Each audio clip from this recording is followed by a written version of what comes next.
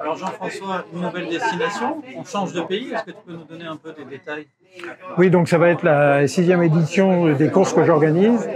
Donc cette année, j'ai choisi le Cap-Vert. Donc c'est une myriade d'îles qui sont au large du Sénégal. Et nous avons choisi l'île de Santo Antao, qui est considérée comme le paradis de l'ultra-trail. Alors, en particulier, les gens qui ont fait l'île de la Réunion et qui ont aimé l'île de la Réunion vous diront qu'ils ont adoré le Cap-Vert.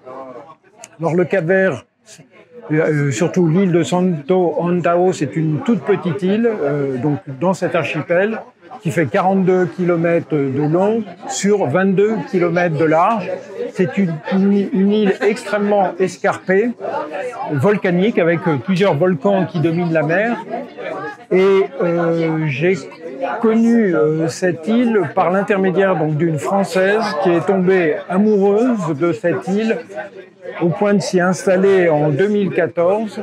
Et depuis, elle est guide locale et elle arpente tous les sentiers les plus sauvages qui ne font que monter et descendre, puisque nous aurons quand même sur 200 km 12 000 mètres de dénivelé positif.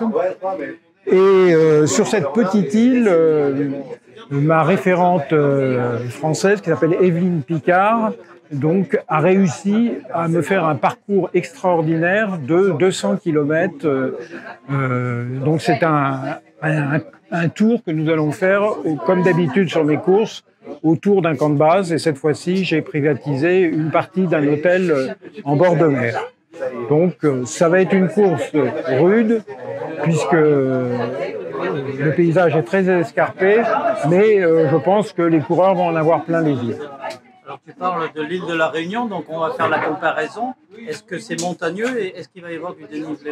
Oui, elle est très montagneuse et il y aura plus de dénivelé que par exemple la Diagonale des Fous qui fait environ 10 000 mètres de dénivelé positif. Là, nous allons avoir 12 000 mètres donc, de dénivelé positif.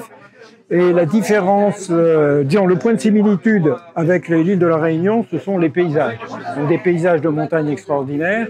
Mais là, comme c'est une petite île de la Réunion en condensé, c'est-à-dire que en haut de chaque escarpement, les coureurs verront la mer. Donc, puisque l'île fait 42 km de long et 22 km de large, comme je l'ai dit tout à l'heure. Donc, c'est comme l'île de la Réunion, en plus petit, en plus sauvage et en plus escarpé. Alors une spécificité de tes courses, c'est qu'il y a la notion d'aventure, parce que c'est toujours réservé à des petits groupes, et que c'est assez engagé, mais en même temps, il y a des barrières horaires assez larges pour permettre au plus grand nombre d'y participer, pour ceux qui ont quand même un esprit de baroudeur. Parce que tout à fait, parce que mon but, c'est d'avoir un maximum de finishers, voire que tout le monde termine.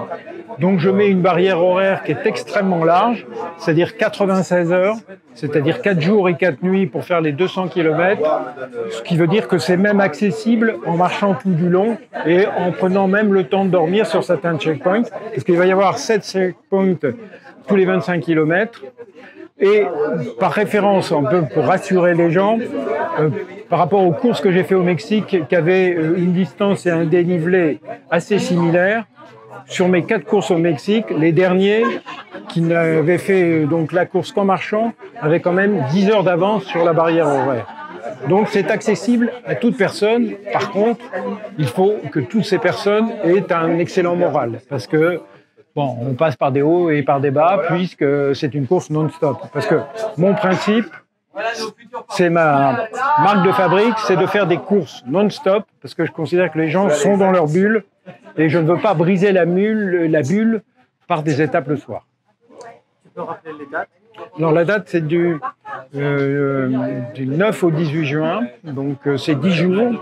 Donc c'est un package tout compris aéroport à aéroport, c'est-à-dire qu'on arrive dans un petit aéroport qui est dans l'île d'à côté. C'est l'aéroport Césarier-Évora, puisque Césarier-Évora est la star du Cap-Vert.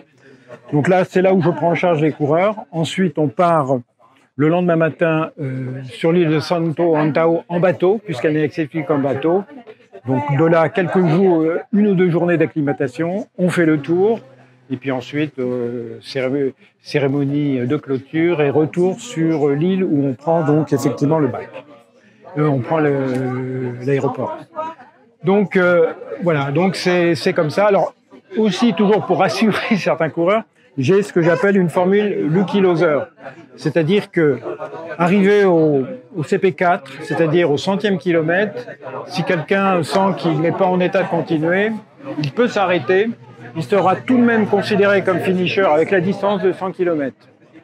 Mais par contre, s'il revit après s'être reposé, il peut se dire je mets la barre plus loin, je vais jusqu'au 150e kilomètre. Mais sur ces formules que j'appelle Lucky Loser, c'est-à-dire c'est du quitte ou double, c'est-à-dire que si on quitte le 100e kilomètre et si on n'atteint pas le 150e, si on abandonne, eh bien le concurrent sera considéré comme ayant abandonné. Voilà. Donc une belle aventure en perspective, à la portée de toute personne, avec un excellent mental, mais les gens seront assurés d'avoir vécu, comme en général, une belle aventure. Voilà. Merci beaucoup.